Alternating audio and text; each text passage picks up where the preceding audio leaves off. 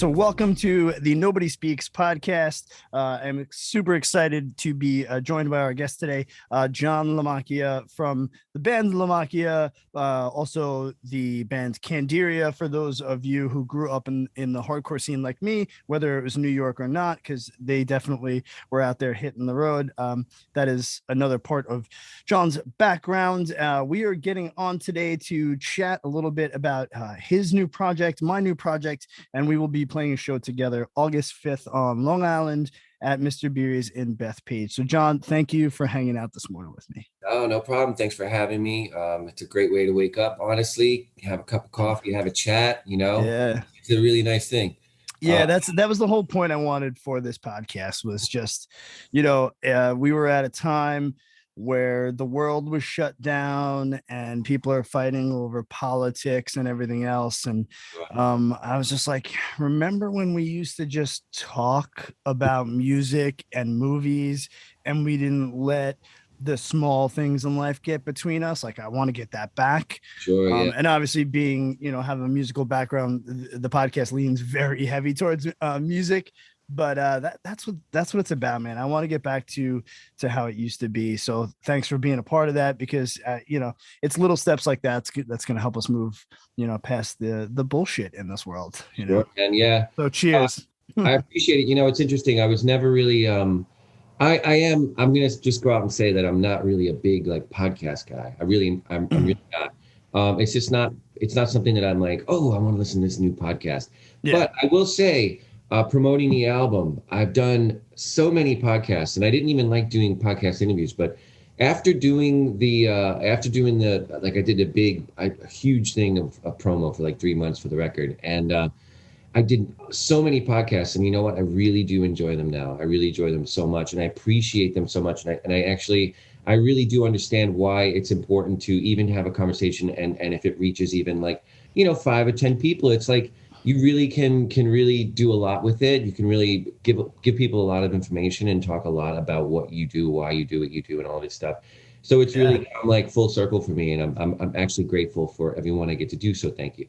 Yeah, if you think about it, like when we started doing this, it was, you were pumped if somebody wanted to interview you for a zine. Sure. And maybe that zine got 100 physical copies handed out at a show, and maybe half those people didn't immediately throw it in the garbage, and the other half, half of the other half threw it in the backseat of their car and never looked at it. Yeah. So it was hard. We didn't. We were at the cusp of the internet breaking. Sure. There was so much stuff. It's like, if your band had a website, it was like, oh, you have a what? We were all still going home with dial-up.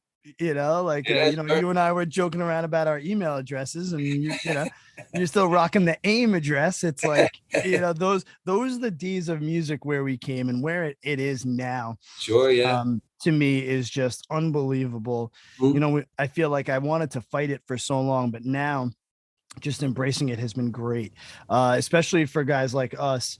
Sure. Who have been in bands that are, specifically known, but now we're doing something different. Yes. And finding that reach. And even for me now, breaking through this, it's, quote unquote, I don't like to say fans or audience, but you're trying to find new people to get your music in front of, because maybe the music you're doing now doesn't match the music you did 20 years ago.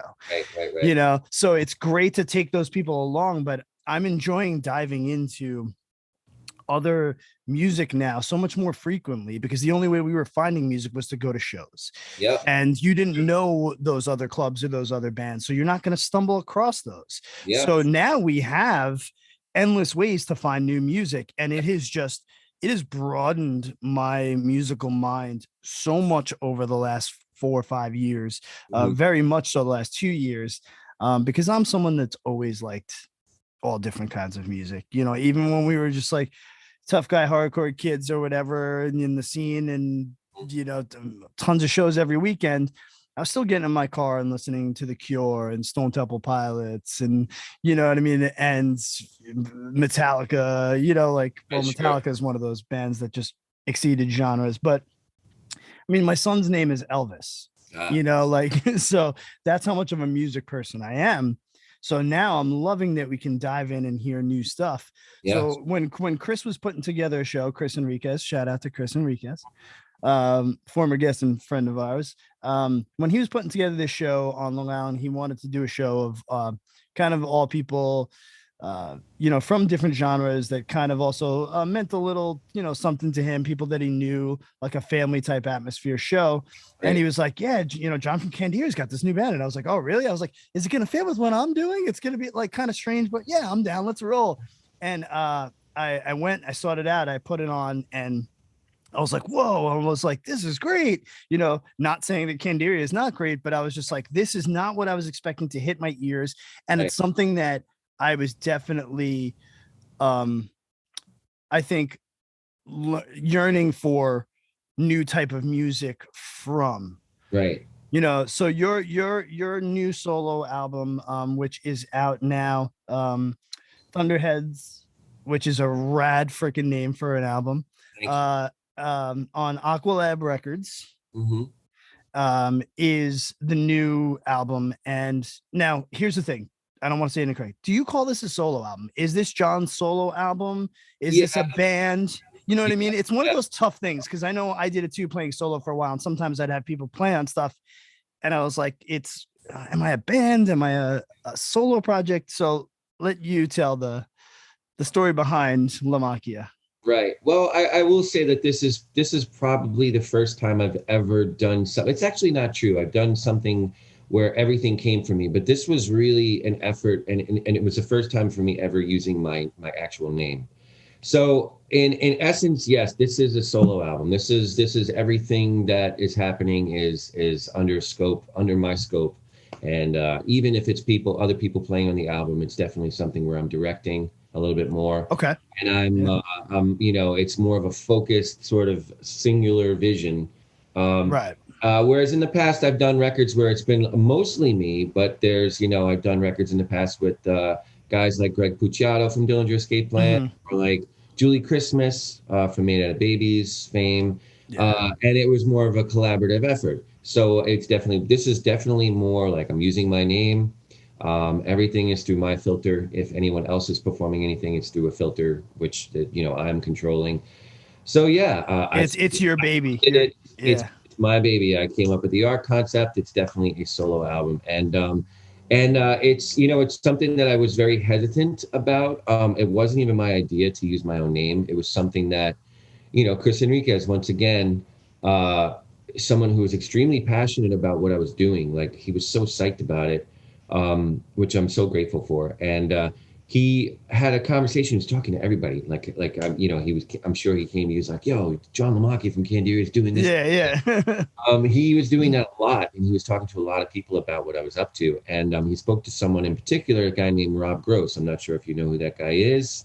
Yes. Yeah, Rob Gross is this industry guy. He's a really good dude. I just saw him the other day with Chris. But he had a conversation with Chris Enriquez, and initially, this record was going to be, I also had a project called Spilacopa, which was the thing I was talking to you about. Me, Greg Puciato, Julie Christmas, like this big collaborative thing. And it was going to be a record, and I was going to put it out under that name again. And Rob mentioned to Chris, he was like, I think that dude could use just rebrand. He's been doing Candiria for so many years. He's been doing this for so many years. He could really use a shot in the arm and rebrand it. Why doesn't he do use his name? And Chris came back to me and he mentioned that. And at first I was like, who the fuck is this guy, Rob? Yeah, what's he trying to tell me? Because then the New York comes out. No, right. It was really funny because I was like, who does this guy think he is? And then I was like, that guy he's smart. He's really smart, because I couldn't stop thinking about it. I couldn't stop thinking about the idea that really everything that I'm doing, I've been doing for so long, and I really need to kind of flip it. And then it was funny because Chris then came back and was like, you know what? I've been thinking about it. Bad idea. Everyone I talk to says, no, fuck that. Stick with this, that you have. And I was like, nope, too late. Yeah. Wait. I love it. I love the idea. Yeah, well, your last name rings very well. Thank you. And and it's funny because we knew musicians when we were growing up. It was, you didn't use your last name, Mhm. Sure. like, I was, Antonio Scarab, Antonio Taking Back Sunday, whatever, John Candiria. It was like you used Right. like, like Tommy Sound Majority, Right. Yeah. Exactly. So Exactly. it's just funny because I was like, I didn't even realize it. And we said, John's got this band, it's LaMacchia. And then I was like, oh, wait a minute. I'm like, that's his last name. I'm like, that's so good. I was like, oh my gosh, it rings, you remember it. Yeah. I had that thing too, after doing, um, a couple bands after Taking Back Sunday, that I was in, like the Prize Fighter and stuff like that. I had started doing solo acoustic stuff. So obviously using my name made sense. Hmm. Then after years and years of doing that, I kind of was like, I kind of broke away from it because I was in that awkward position where, yes, I was in Taking Back Sunday, but the Right. incarnation of Taking Back Sunday that is what it is now is not me. Right. Did Eddie and I start it and lift it up and push it forward? Yes. But Mhm. I was getting situations where I'd roll up to a club to play a solo show and there was a picture of Adam on the flyer Right. because people start going into Google and what they don't know what they pull. So I started to feel like I needed a separation from my name. So for me, it was almost a little bit opposite Right. in what I was doing. So in this new project, I was like, I didn't want to be me necessarily, but I wanted to have an identity. And that's Right. when I kind of, came up with the name Cult Leader with a K because it just has this ring to it. Mhm. It still says singular person, but it's not like, hi, I'm Antonio. Mhm. And I wanted it to be something just flowing. But I actually, like the opposite of you, which is kind of funny, felt the need to break away from the name because there was that. So I think it's cool that we're like living on the opposite spectrums of that as we're going into this new phase. Right. It's interesting you say that because I think in that regard, to what your experience, it totally makes sense to do exactly that. You know what I mean? Right. But for me, I've always had these weird names, Candiria, Spilacopa, like always like a made up weird name. Yeah. I think the reason why this is sort of resonating and it's working is because it's just kind of like the complete sort of polar opposite of that. It's like Right. my name, and people are actually seeing me, and you're like, "Oh, LaMacchia," you know what I mean? It's kind of Yeah. like, "Hey, this for some reason this works," you know? Yeah. Yeah, man, it's just crazy, man. It's just been a crazy ride. I'm so grateful people are responding well to it, and people and like yourself, even like what you said before, how you're like, you know what, this is the type of thing where it's like coming from Candiria and being known for that, and then hearing something like this, it's like, oh wow, this is like, it's good. It's like something about it's working. So I'm Yeah. I'm just really grateful that it's the type of thing where, I obviously I'm an artist like yourself. You understand. It's like we're gonna do this anyway. It doesn't matter if we're Yeah. tinkering away in our little home studios and making beats, Hmm. listening back and be like, you know what, this is tight. This is good. This is sick. Yeah, I mean, for me, even when I'm not in the middle of maybe writing something or doing a project, because I'm gonna be honest, I had totally almost given up at one point. Uh, I had said I was like, I'm done playing music. I'm like, I'm over it. I'm this, I'm that. But ah, but that naturalness inside of me, like where I would hear a song that I'd be listening to, and then where my brain goes is, oh, I hear this little synth that might be over here, or I start singing a harmony that's not there, mhm, and that was me going, no, you need to continue to feed this right, right, or you are going to just consume yourself in a negative way, right. Yeah, music 100%. has always been my therapy, whether it was listening to it or playing, I you mean, know that's it, man. Right there, you hit the nail on the head. That's what Thunderheads is for me, man. It was this whole therapeutic, cathartic thing where I was just processing a bunch of stuff, and it was all very heavy, all very heavy-hearted. I mean, we were in a pandemic, and I went through this experience where I lost someone Mhm. dear to me, lost someone like in a love way, not like, Yeah, you know. yeah, But I think the thing about it is during the pandemic, everything that happened was amplified. Anything negative that happened to you was yeah, amplified by 100 because we were going through something universally that was so intense that it just made everything that much more, hard to deal with. But that's exactly what it was. Like you said, it was like therapy. And that's still what music is to me. It's how I process things. It's how I write about everything because it's the only way I can deal with shit. Or else I'll walk around and have all this stuff and stuff yeah, and push down inside me, and it's just extremely unhealthy. 100%. Yeah, Yeah, the album's got a really it's got a beautiful feel to it. It flows very well. um Put You Down to me is the standout track for me. Thank you so I much. love it. It automatically got stuck in my head. It automatically, I was again singing harmonies to it. I was like, wow, yeah, like, and that's when I know that there's a song that's hitting me, because I try to put myself into the song, Right, right. even from a musician standpoint. It had that. It's funny because I had mentioned it. It's got so many feels throughout it. Like this song to me felt very. I felt almost the beautiful angst in the vocals, Mhm. like Scott Weiland. Like I was saying, being Stone Temple Pilots wise, Mhm. and it kind of just recently passing, the anniversary of him passing. We've been listening to it a lot in my house. So my wife and I have been throwing them on. And he was always such a captivating voice to me, because Yeah. the beautiful parts had so much going in there, Mhm. and as much as the stuff as you put out, and this song kind of has that like flow to it, where it's intense, but it's beautiful, and but it's driving, so that to me is a standout track.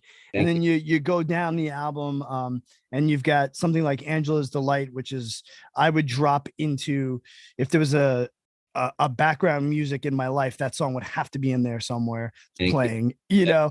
It just created just a really nice, like, I had it on yesterday driving into Queens, rocking the album again, going to the Mets game, and I just had it like kind of blasted, and you're driving and the sun was up, and I was like, yeah, those driving songs to me are the ones that really resonate.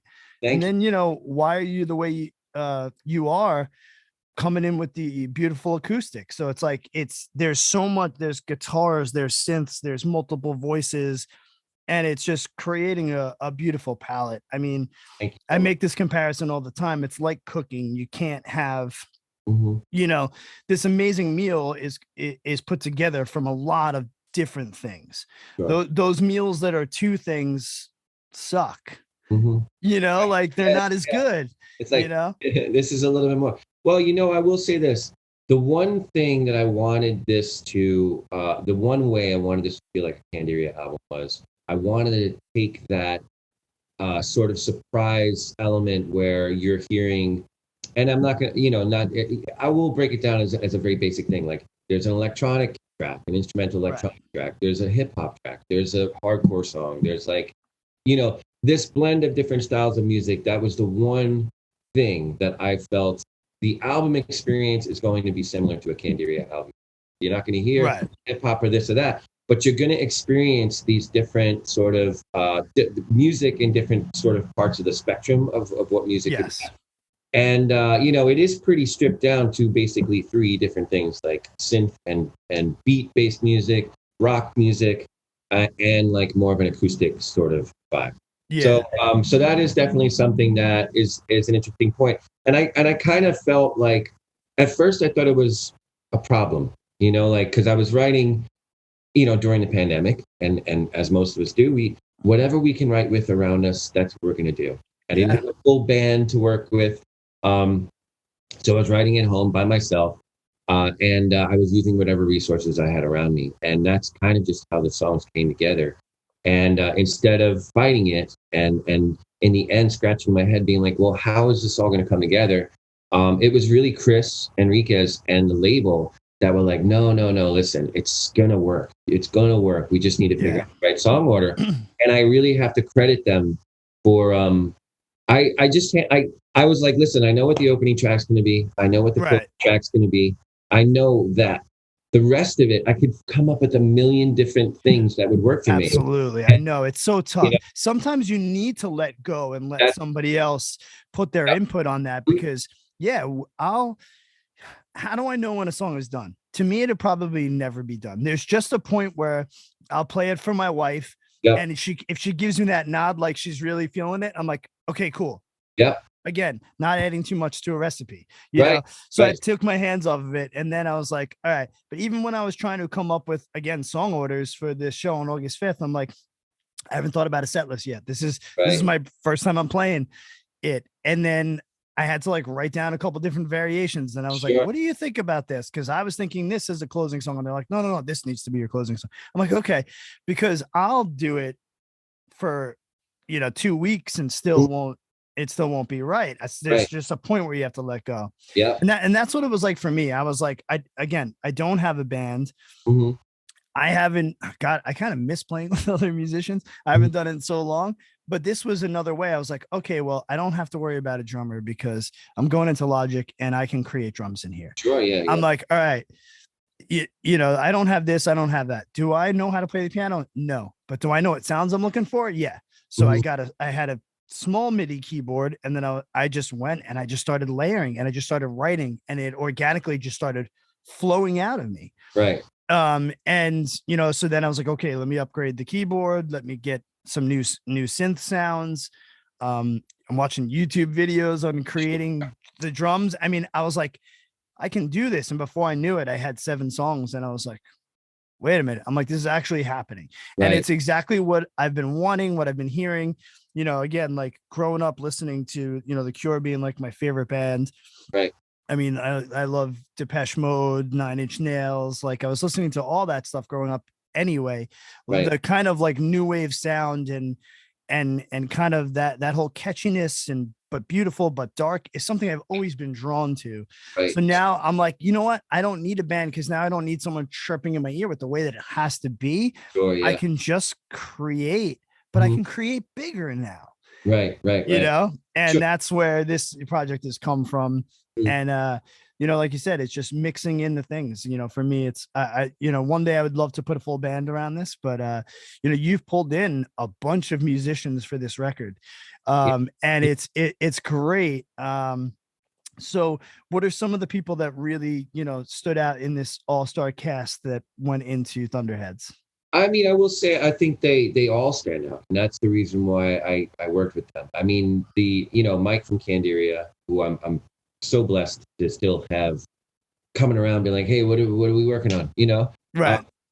He's just such an incredible player, and he decided. I think we spoke about it, but obviously the decision was ultimately his because he plays the bass. He decided that fretless bass was going to be the instrument, the way the bass would be sort of represented for this. Yeah, it's funny because I picked it up in the sound, and I was like, that bass. I was like, I think it's fretless, and I was like, it's just got this. The smoothness to it, you know what I mean? Because that's the nerd in us. We hear that stuff, right. But that was a great touch. Yeah, he I mean, look, he's played fretless throughout the years. Candiria, a lot of the early music was recorded with the fretless bass. So there's always been this, like, fretless has always been sort of in the back of our minds, and I love the way a fretless bass has like almost like a vocal tone to it, like the way it has, like this voice of like a human quality to it. Yeah, it sings more than it punches. Right, exactly. So that was something that was very specific that we decided we wanted to do, and he just came up huge with some beautiful bass lines and melodies, as he always does. He's such a creative person. The female vocalist that I have on the record, Candice Freshko, who sings and co-wrote Angel's Delight. She was ever present during the making of this record. A lot of the album is about our experiences during the pandemic. She was just like a constant companion. Then I have this woman, Sabrina Ellie, who I've been working with for years. She's also been a friend of all the musicians I know, just a personal friend, who also sang on a few songs on the record. And then another singer called Andrea Horne, who sings in a band called Vaureen. She's another extremely talented person. So those people and these are people that are just in my life. And I like working with the people that are in my life. I like working with people that, that I know that I understand what they do. I understand what they're into. I get their, their sort of, I don't know, their strengths and their weaknesses more so their strengths. I just know, like, oh, this will be perfect for Andrea, or this will be perfect for this person. And then the last person that was really, well, there's 2 other key people. Kellii Scott from Failure played drums on that, which was a huge thing for me because I'm a huge Failure fan. Yeah.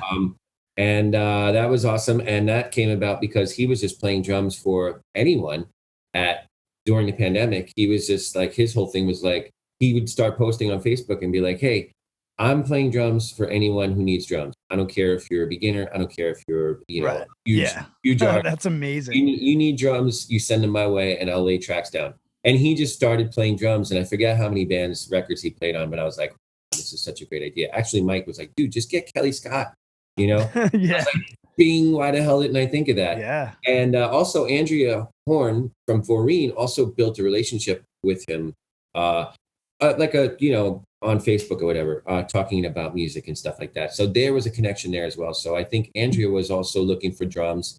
She reached out first, asked him to play on some songs of hers, and I was like, I'm doing it, man. I'm just gonna ask. Yeah, just go for it. Yeah, and I asked, and I sent him the tracks, and he was like, I like them really. They're great. I definitely am down.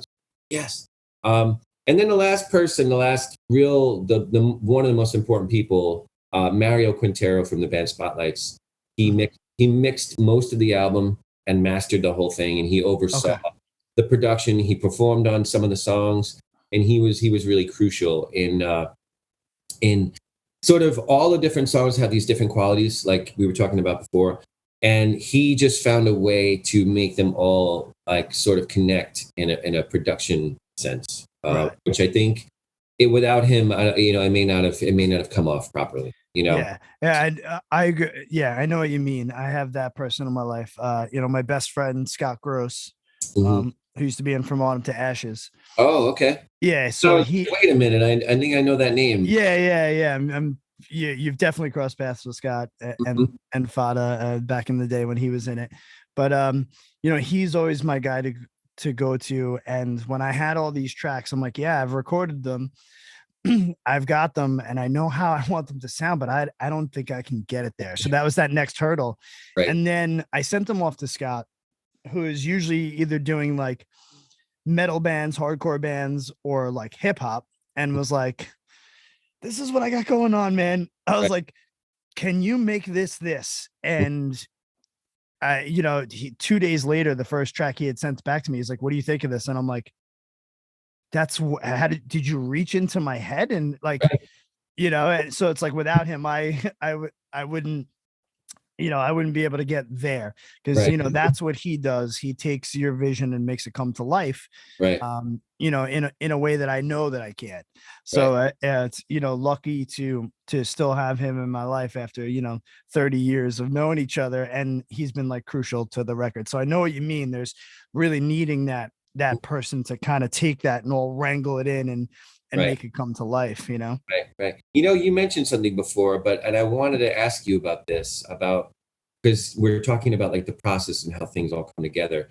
But when you were starting to write and you decided you wanted to work in like a program with MIDI and like making beats and stuff like that, was that mainly because of your influences in music, or was it like myself where you were kind of just like, this is what I have, this is what I can do? It was mainly, what do I have at my fingertips to make it happen? Because I've done the thing where I've looked for drummers, or even at first actually reached out to somebody that I know that programs drums better than I've ever heard in my life, and was like, be my digital drummer. You know what I mean? Sure. Essentially. And then they just never kind of got back to me, or were like, yeah. And it was like, and then I was like, I have this and this, I can just make it happen. So why am I waiting anymore? And I think had I waited any longer and I looked for more people before I started writing it, I probably would have let it just fade away. Right. So I was like, no, well, what can I do? Right. This thing's got programmable drums in it. Let me figure it out. I know drum beats. I've been around music my whole life. I've been in bands since I was 16. I can do this with what I have, Can I get around a drum set? Yeah. But I'm not a drummer, but I can hear it. So let me figure out how to make it happen. Sure. Yeah. Yeah, man. But then it did become the fact that I was starting to see other bands that I really liked, that they were up there and they were doing this with no drummer. And I was like, wait a minute. I'm like, really? So there's this band from Boston, House of Harm, that I've become really close with, and they're unbelievable. And it's 3 guys, and I couldn't believe it was just 3 of them. And sometimes they're both on guitar and everything else is digital, and the singer is singing. Sometimes one of them picks up a bass, sometimes, and I was just like, yeah, And it's just, I started to see more and more bands that were doing it. It's like Night Sins goes out there with sometimes with just two people. Yeah. And I was like, yeah, it's I can do this. I can, so there are bands that have kind of been influencing me. And then there are bands where I'm like, like Soft Kill, where I'm like, okay, cool. They've nailed it with a full band. Right. But I see that you can do it so many different ways now that you couldn't. I mean, I remember, I don't know if you remember this band, because they were more Long Island based, but they played around in the city. But do you remember a band called Scary German Guy? No. They were kind of a metal band, and they kind of they I know they played with no drummer, and they were the first people, and they had a drum machine. They programmed it all, and they would bring their own PA speakers that were insane with a giant subwoofer, and they would blast metal with no drummer.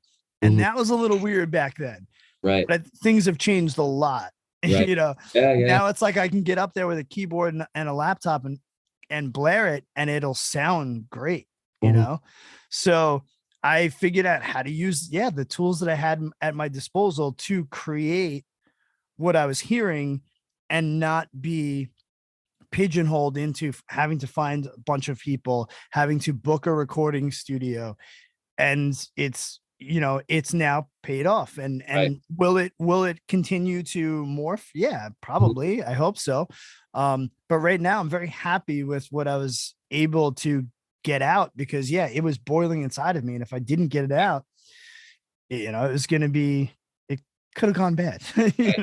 Yeah. I mean, when I think about like the pioneers of musicians that were out there doing something like this long ago, I think of Justin Broderick, Godflesh. Yeah. Like doom, doom, doom, doom, just doom, doom, Yeah. My two of my best buds on the planet, MC Dalek and Mike Mayer from Dalek. I don't know if you're very familiar with that group. They tour, and Candiria, one of the last tours we did was we did a run with Dalek, and they're an incredible group, and they've been doing stuff like this for many, many years. But like you said, now there's so many more ways you can do it. You're not this like, I couldn't imagine being like Dalek in the late 90s, walking up to a sound engineer and being like, and you're like, so where's your drummer? And they're like, we don't have a drummer. Like, totally. Here's our drummer right here. Like, here's this piece of gear, plug it in. We're going to run beats. It's going to be distorted, but now you really you can do so much more.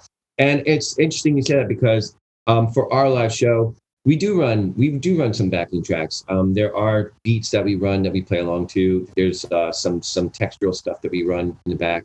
And you know what? It just makes for a better, in our opinion, like when me and the band play, we just feel it makes for a better experience. And there's just so many ways you can do things now. And it's all just like, this is where we are. Like, people fought it for years. It's the same way they fought Pro Tools and Logic and all that stuff. Oh yeah, 100%. No, we're not getting away from tape. And now forget it. They're stoked they're not doing tape. Yeah, it's true, man. I mean, look, there were qualities about hitting tape that, just it'll never be the same, but I think what's happening now is just, it's so cool. It's so great. And the fact that, like, if you buy a laptop, it comes with this built-in studio. It comes with I know, program attached. And in a way, I feel like, well, if you buy Apple, I feel like it's a way to sort of bring music into people's lives that normally maybe they wouldn't, write a song or ever get started playing music if that wasn't the type of thing that was included with a Mac when you bought it. So in a way, because you had to, man, we had to hustle to get studio money when we were younger. What was your first? How did you learn about recording music? Because we're a similar age. Yeah. So like I said, I was lucky enough to have two friends in my life. Well, three actually, that went to school for recording. So General George, George Fulham from Clockwise. Okay. And 3 years older. Scott Gross, and then my buddy Juan Garcia. Okay. So when we were first decided to do the first Taking Back Sunday record, we did it like ourselves, and we were able to split it between Juan and George. George's setup was more, he could set up anywhere and make it happen. Juan was working at Magic Shop in New York City, Yeah.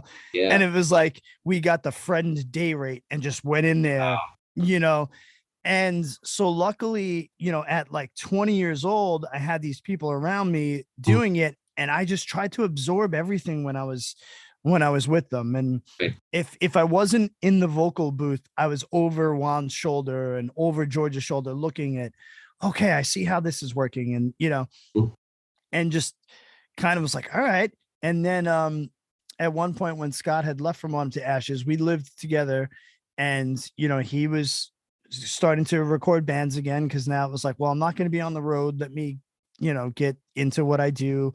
Sure. And that was before Pro Tools was a little easier, where he could kind of take his disc and manipulate it to get it on my computer, and was like, here, just play with this, try this. And I was like, okay. And then if I had questions, he was there. And, and then I was just blessed to keep having people in my lives. Another band that I did, my friend Tim O'Connor, he went to school for audio engineering. So I have these people that I was able to ask questions.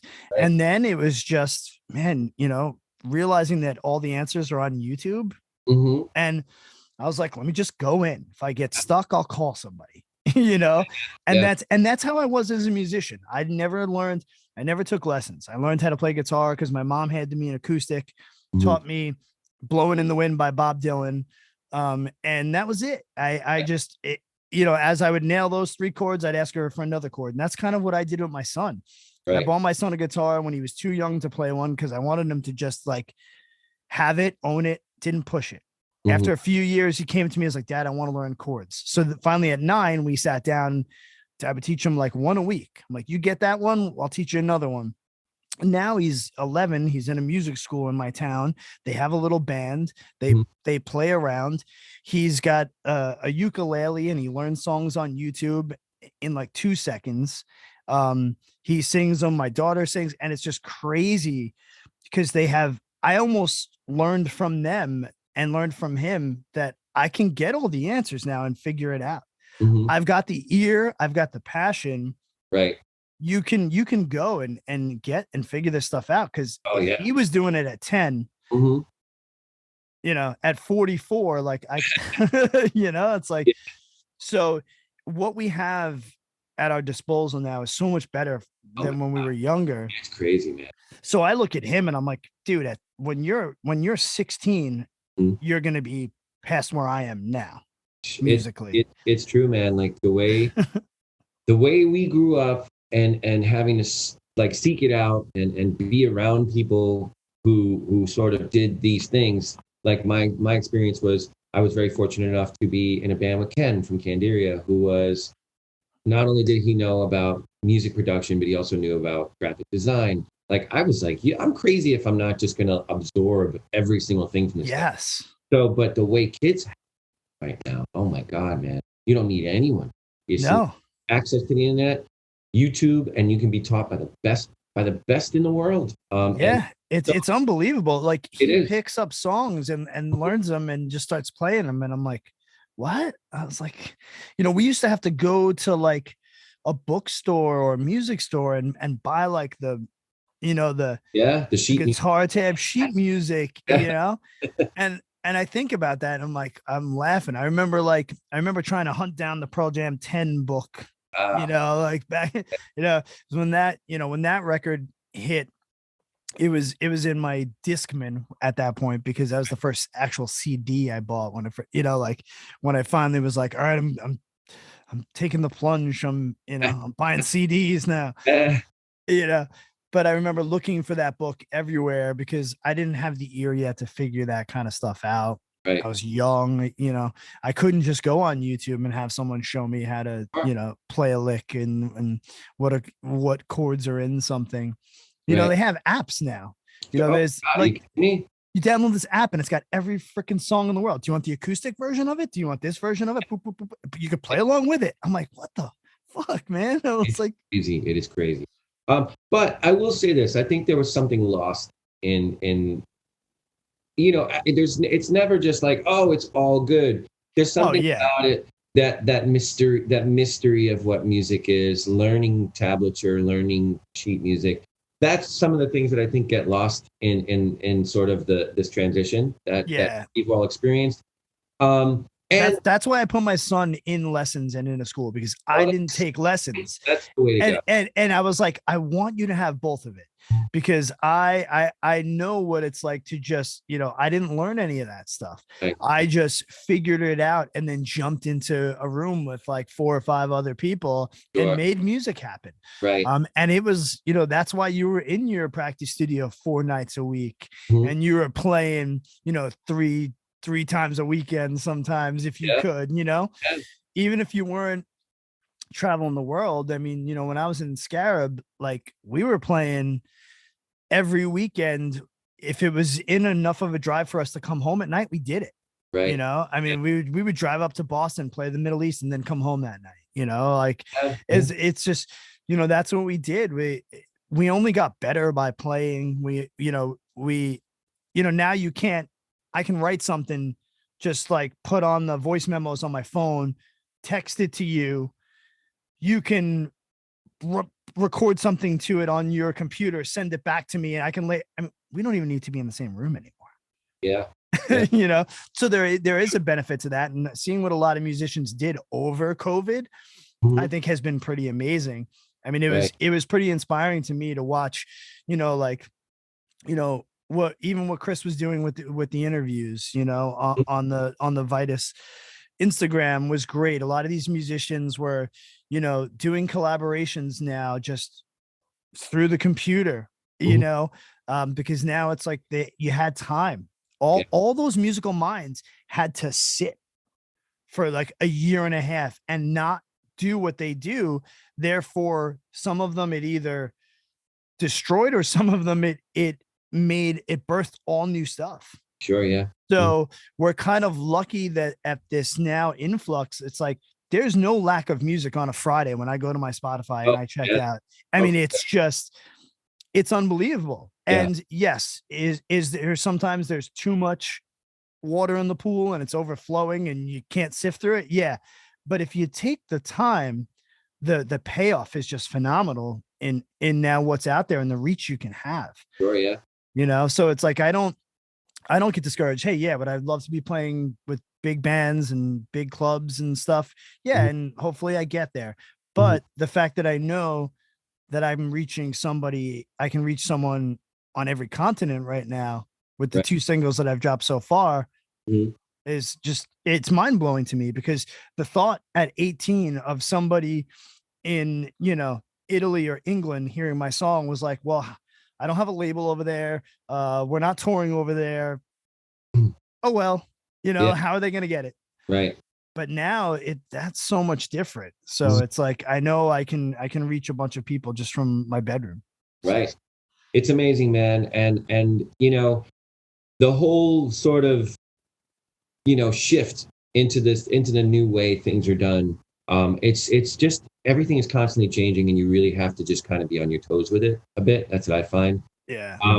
But if you embrace it, you realize that, like, wow, because me and you, I'm pretty sure you grew up, a mailing list meant you were mailing letters to people's houses. 100%. We were literally mailing flyers to people. You were mailing passes or flyers to people, and you were taking the chance. And it was your only way of reaching people, other than like seeing them on the damn street or knowing their phone number. But now what we have, if you embrace it and if you're okay with it, I mean, some people are not okay with it. They're just like, nope, not for me.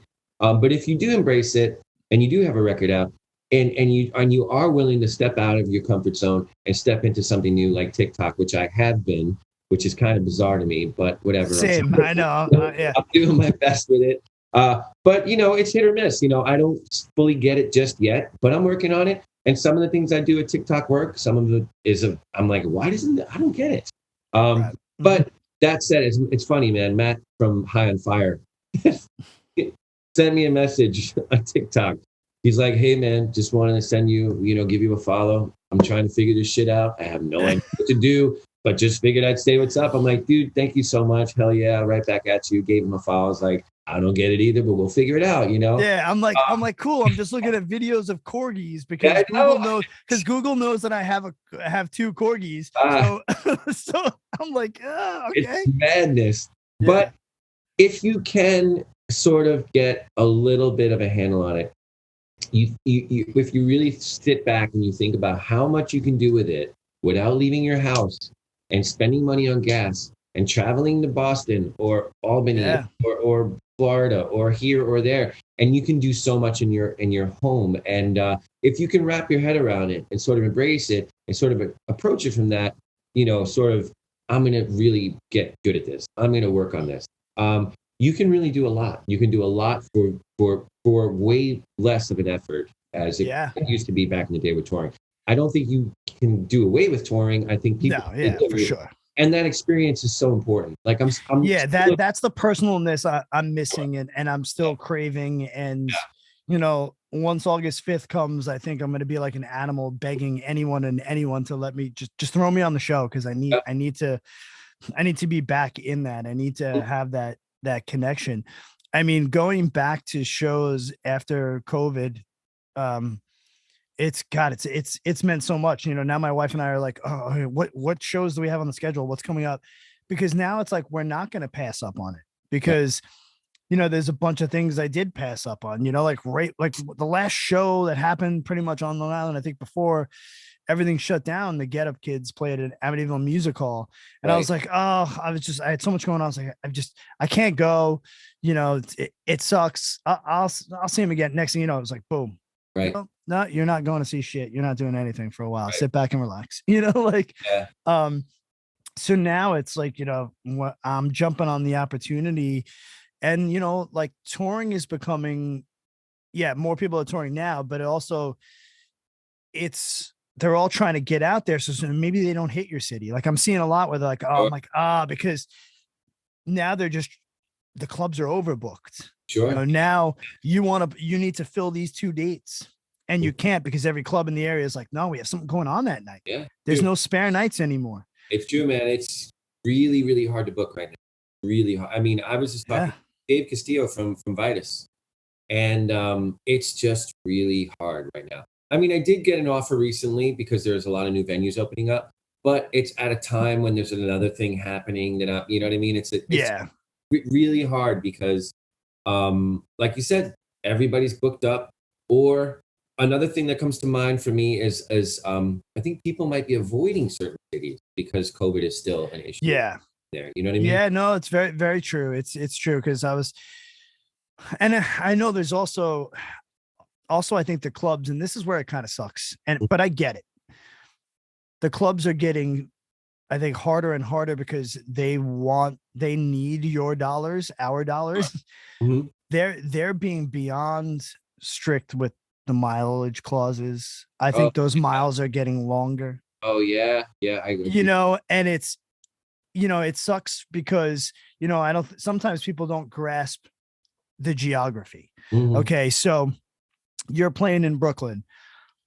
You could then come out and play Long Island, and that's an hour and a half and a completely different group of people that would come. Right. You're in the same vicinity to the rest of the world. Right. It's the same thing, this little clump. Sure. To them it's all just New York City, but I'm like, no, it's not. Mm-hmm. There was a band that's playing in Brooklyn in October, and I was like, great, you guys have never played the island, let me book something on the island. They're like, we can't, they're not letting us. And I'm like, right. Yeah, but you go to Suffolk County, you're way more than 20 miles from it, and then you've got more people coming from further east to come. It's right. not even the same. It's literally like you playing Jersey, right, and then playing New York. Mm-hmm. Because I think you almost pull from the same pool if you're doing New York City and New Jersey as you are from doing New York City and Long Island. Right. Because Jersey kids don't have as many clubs. They'll come into Manhattan every weekend. Yeah. Isn't it crazy how like there's so many venues in New York City, and then you go out and like into Jersey, and so few. I know there used to be more, but that's why Jersey basements, I think, were a big thing back in our day. Mm-hmm. Yeah. But you're right. For like Jersey used to have so much, and now it's like it's shrunken down. No, it really has. I mean, you got QXTs. There's a place in Asbury Park. There's something there Yeah. if you're trying to get into. And then I'm pretty sure Maxwell's is still doing stuff. Other than that, I can't. Jersey is very like there's not. I know. Yeah, it's there's you know there's your classic, you know, the Stone Pony or whatever. Then there's the clubs that are too big for you to play because it's like, oh, this is 2,000. It's either 2,000 people, dive bar, exactly. You know? Starland, but like, you know yeah. I'm not called. Hey, I want to do a date. You know what I mean? Yeah, like, yeah, exactly. There's the little. It's so crazy because my drummer Jeff is playing. I think he's playing a set tonight with a band called Her Head's on Fire. Or he played last night, and it's Starland. And I'm gonna write and be like, oh, that room is such a cool room, such a great play. And I've played so many great shows there. Fortunately, you know, bands like Hatebreed and E-Town hitting up Candiria and be like, hey, right, you know. But like, I mean, like, you know how like in New York City, every week there's a new fucking venue up. Open. I know there's a lot of them popping up, and you know. I won't say I'm not going to dive into it too much, but I'm going to be doing a lot of new things in the next couple months with venues in New York. I'll text you about it on the side. Please do. I'm very curious. And some stuff that I have going on in a new work move that I'll talk about later on privately, but it's going to allow me to kind of work with venues and bands more. And it's definitely awesome because it's like a huge part of my life that I'm just like dying to still be in. I've had my toes. I never took my toes out of the pool, but you know, there are times where it's, you know, music's been my life, you know, the scene has been so important to me. Just, it's made me who I am, you know, like you lifelong friends and you know even our ideals as people, like we were helped molded by you know this camaraderie that we had amongst music and amongst you know living in an animal of a place like New York. And you know seeing the great things about it and the struggles about it, you know, like when I think of other scenes and I think about where like I'm like, wait, you've still got racism going on in your scene, and I'm like, I can't wrap my head around that, you know, because you know, it's like we were breaking those boundaries 25, 30 years ago. I mean, No Redeeming Social Values coming out, you know, like playing for you know skinheads and I got a black singer, you know what I mean? Like that wasn't happening. That wasn't happening in the South 25 years ago for bands. And that sucks. That sucks. I mean, I remember being on tour, you know, and they even saw you had New York plates and they wanted nothing to do with you in certain parts of the country. And it's just crazy. I think, you know, we were seeing and battling things, you know, back then, and it sucks that there are other places that are still fighting it, but I think it gave us a little more I don't know, it made us now better people in our 40s. You know what I mean?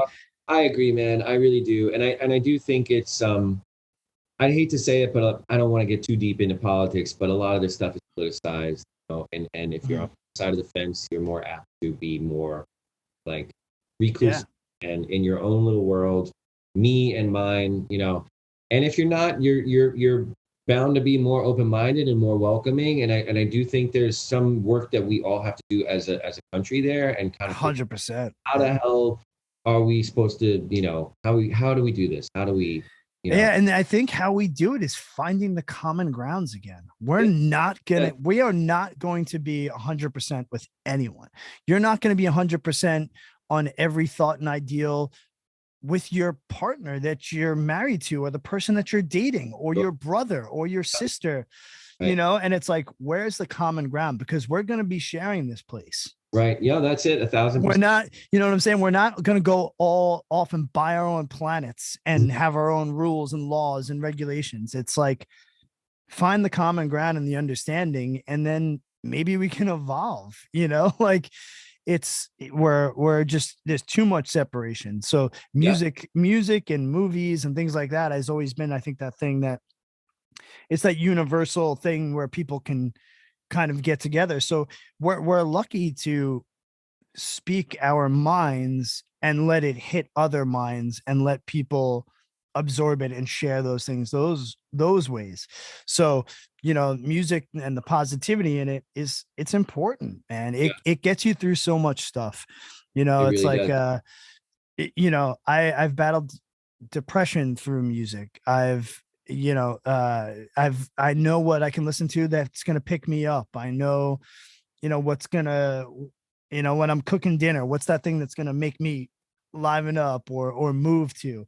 And Right. that's, you know, that's just what I want to continue to do. And you know, my wife and I, it's hunting down records and talking music is, you know, kind of what helped build our relationship, you know, like Nice, nice. it you know, that's how people have found their best friends through shows. You know, like we said, all these people we know that are helping us out now, and you know, guiding us through this new, as we're the old dudes in the music scene, you Mhm. know, like we're Sure. relearning, and Yeah, it's those relationships that you've built that help keep that going. So it's like, why are we gonna, you know, fight everybody? right, Because you're losing out. right. You know, we wouldn't be having this conversation and we wouldn't be getting ready to rock a stage together, you Right. know. Exactly. Yeah. It's Yeah. like bringing that all together. Mhm. So, what other stuff does the band have going on right now? What's some other projects that you're excited about, or you know, maybe, you know, bands that you're working with aside from? What do you have going on?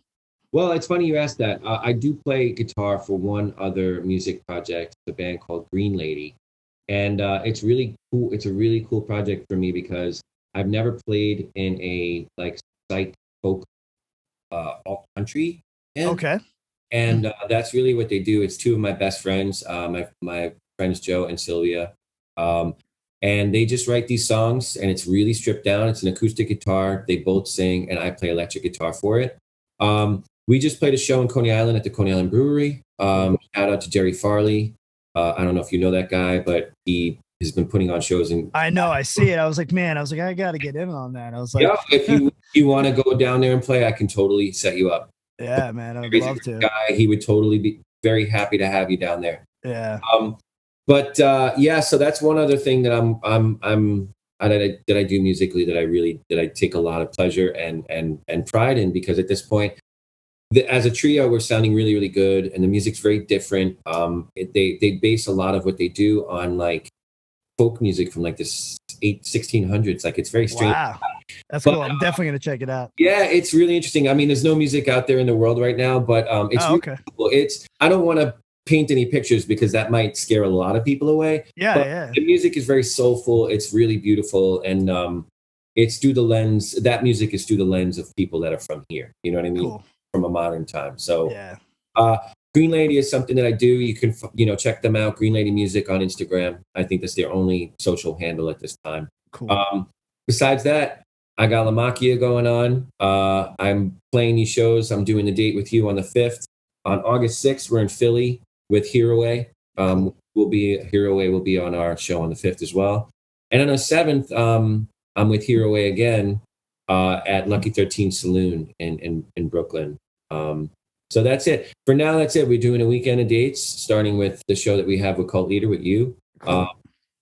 And then after that, I think we're definitely going to do more dates throughout the summer. I'm just trying to figure, like we said, we were talking about booking, and it's just been really difficult. Yeah, yeah. Logistically, it just seems like there's Yeah. stuff every night, and Yeah. I guess it's a good problem to have, you Mhm. know. And like you said, more venues are opening up, Right. and you know, more things are going on. But you know, man, I'm even down. I'm like, who's got a backyard and wants to just Yeah. Yeah. put a few of us together? I'm in. I'm ready. It's true. And it's really true. Like I'm enjoying like we did the gig at Coney Island Brewery, and it was there was a lot of people there, but they're in a brewery. You know what I Right. mean? They're hanging out, they're drinking beer, they're eating food, and there was a small group of people that were really focused on it.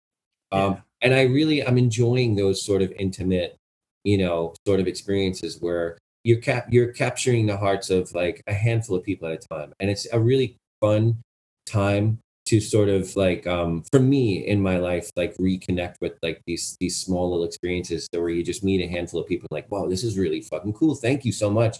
Yeah. But look, we've always been door-to-door salesmen and being musicians and guys that jump on the road. That's what we are. We're trying to sell vacuums, but you know what I mean? We're like, pets, this one works. Exactly. I've got something that you need. But it's what we've always been doing. And there's just something about it that's really, really kind of amazing.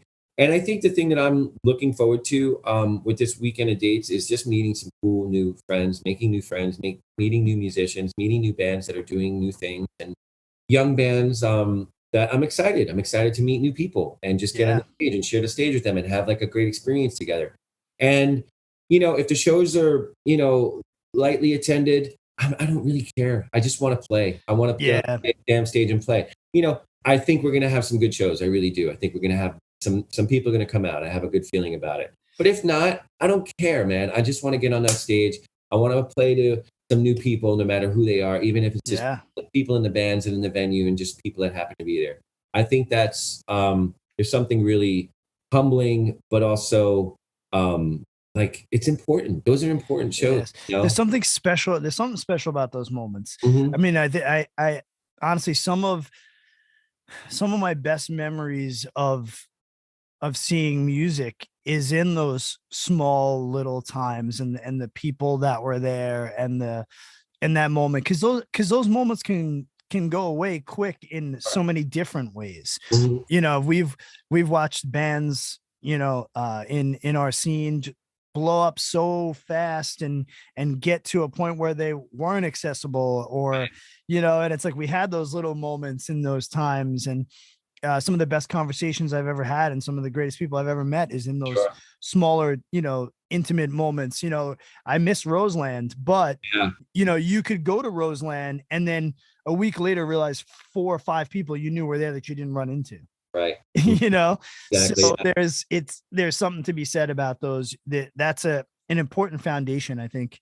To any new music project, and to us getting back in, and there's all these new bands, there's all these new faces that can come to these shows now.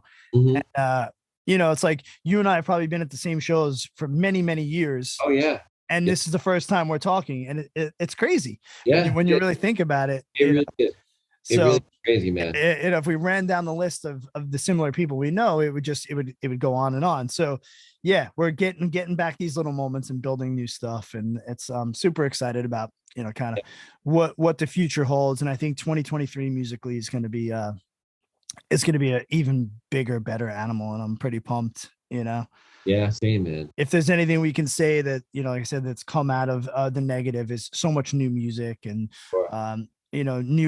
new things to dive into, new ways to do it, new clubs, new fans. I mean, every day somebody else is, turning 18 and can get into that 18 and over club, or turning 21 and can get into that dive bar, it's it's exciting, and you have to embrace it. It's not an overnight thing. We've all learned that. But we still do it. We're still here. Right? That's it, man. I don't see any, I'm not going to be stopping anytime soon. I don't think you will either. Our past and the way things are looking right now. So yeah, man, I mean, I really look forward to getting on the stage with you, man, and sharing the stage and just getting in that room and doing our thing. And it should be a really good time. So everyone listening, August 5th, it is at Mr. Beery's on Long Island, New York. You can check out all the social medias for LaMacchia.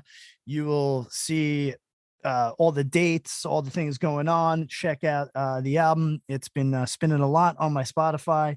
Like you said, great artwork, beautiful sounds, production's great. It's definitely it's hitting my top records for the year so far, without a doubt. So thanks for bringing new music into my ear, hanging out. I look forward to August 5th, and we'll talk again really soon. Awesome, man. Thank you so much for having me. All right, John, thanks so much, brother. All right, man.